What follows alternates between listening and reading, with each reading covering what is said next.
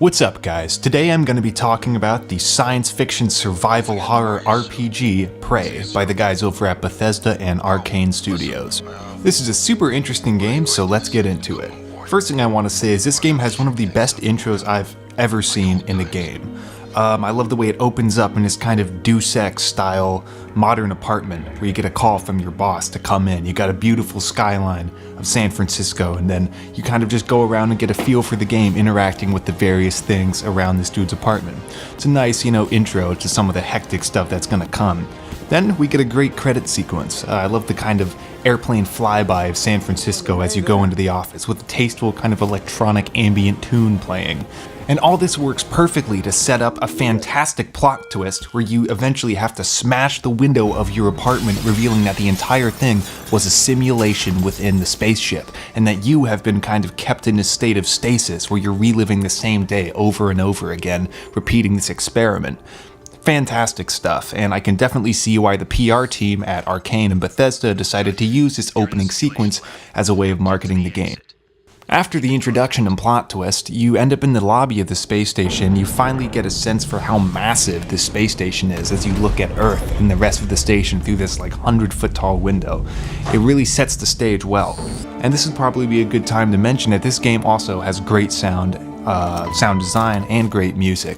The music kind of sneaks in and out to accent when you find certain items, certain plot points, and when enemies pop up. And it's a good blend of synth and kind of ambient wand-sounding guitar music, which is something I'm a huge fan of. Great voice acting as well. You can always count on the guys at Bethesda to get some solid actors in there to read the lines.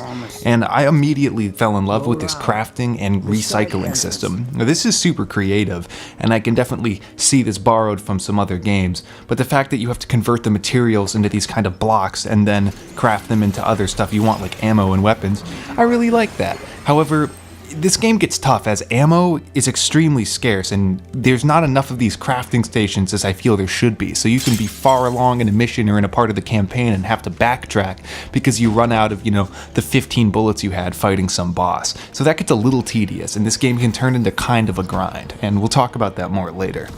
Interior design of the spaceship is fantastic, as you really get to see how life on this ship is. You're going to go through crew cabins, exercise facilities, cafeterias, and also all the bowels and kind of laboratories and working parts of the station. Including all these different elements into the space station makes it seem like a real lived-in location, and this, along with audio logs and notes that you find and computer terminals, gives it a sense that this was a real, breathing community and not just a sterile setting for an alien game.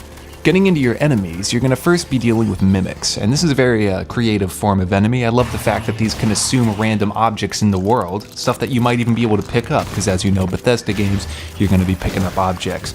These are pretty tough at first, and are always a little bit freaky because they have this just huge pong audio blast when you see them. Later on, you get a device that allows you to spot them, but until you get that, the jump scare will sometimes get you, especially if you're playing with your volume up. I found that the various gun turrets that you can find around the map are handy for dealing with these, as you can set them up when you enter a room, trigger the mimics, and have the turret take care of stuff for you. However, these turrets become a little more useless later in the game because they seem to just get knocked over by projectile enemies, which, I don't know, I feel like they should be able to sustain a little more damage from projectile-based enemies. For the most part, I like the skill tree in this game. However, it seems some of the human-based abilities aren't as enticing as the alien-based ones, and therefore you don't want to spend a bunch of your valuable neuromods on them. However, I did find the leverage, repair, and dismantle human abilities to be supremely useful when navigating the environment and having a better chance against tough enemies and resource-scarce areas.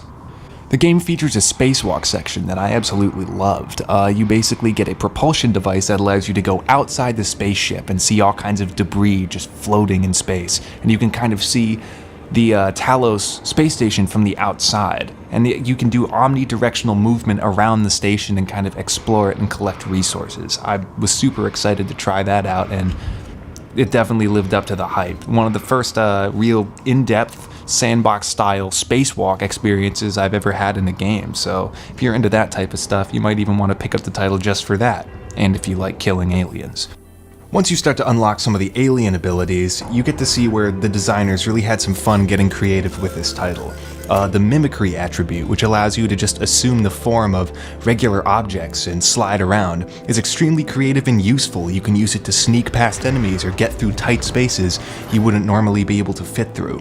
This, combined with the pipe fixing and enemy stopping properties of the glue cannon, highlights one of the reasons I love this game, and that's that this is an unabashedly creative game. This is a game that truly does step outside the box, whereas you're seeing many titles that are just rehash after rehash of the same mechanics, the same guns, basically reskinning the same game. Arcane has really gone out of their way to give you something fresh and new, and in 2018, when the gaming world is pretty much just dominated by big series like Star Wars Battlefront and Call of Duty that are just soulless and looking to get your money, this stuff is fantastic.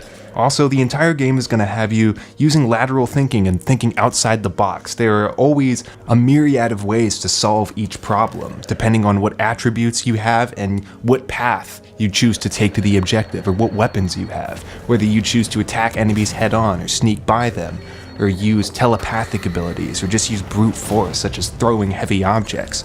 The lateral thinking element of the game is awesome, and I must say though, the difficulty, it can get a little annoying at times. There can be times where you have to go enemy by enemy loading your previous save, and for that reason, I bit the bullet and would sometimes switch the difficulty down to easy. Not my proudest moment, but I'm just being honest here.